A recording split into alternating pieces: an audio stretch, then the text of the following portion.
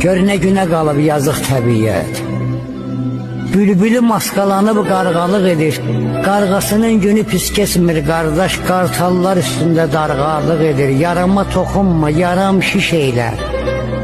Solub gedib vaxtsız cənnət güşələr, aslansız, pələngsiz qalın meşələr, çoxunda çaqqallar ağalıq edir.